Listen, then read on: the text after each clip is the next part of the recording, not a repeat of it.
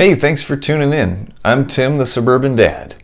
Have you ever seen a bottle on the shelf at the grocery store or the liquor store that you always thought, that's kind of interesting, but I know it's there. I can always come back to it later. Well, I've certainly done that. And tonight I'm going to crack open one of those bottles that I've passed over before. Four Roses Small Batch. And I'm excited to try this one. Hopefully it's something that I really enjoy because it's available everywhere and it's a very reasonably priced bottle. So let's get to it.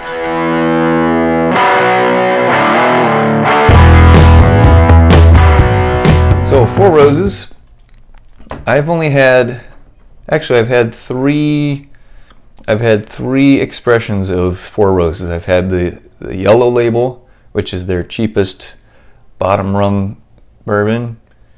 Not really a fan. I've had the single barrel, which was okay. Wasn't anything too earth-shattering for me, but I'd definitely drink it again.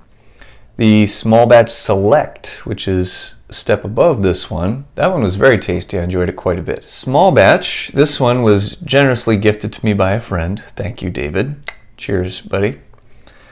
And so Four Roses, they are known for using more of rye in their mash bills, prominent rye component.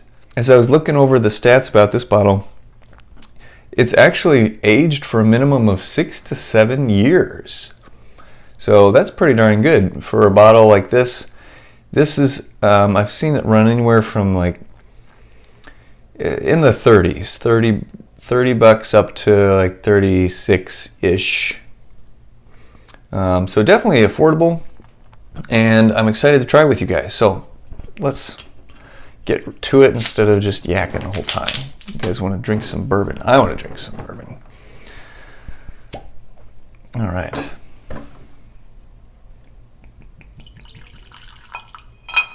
So it's got a fairly decent color to it, nice amber color. And comes in at 90 proof. So, fairly easy drinker there. Okay, so right away on the nose, I definitely get a punch of that spice. That comes from the rye in the mash bill. Yeah, definitely some baking spices. Strong cinnamon on this one. I'm actually pretty excited because this smells really promising. Yeah, a lot of cinnamon, kind of a fiery, like not spicy per se, like chili hot, but like spicy, like baking spices, and cinnamon is prominent on there. Let's see what else. A little bit of fruit, so like cinnamon apple maybe. Yeah, it smells pretty darn good. Let's see, color wise, again, I'd say it's a medium body based on the color. It's not super light and thin, but it's not super dense and rich either. So let's take a sip.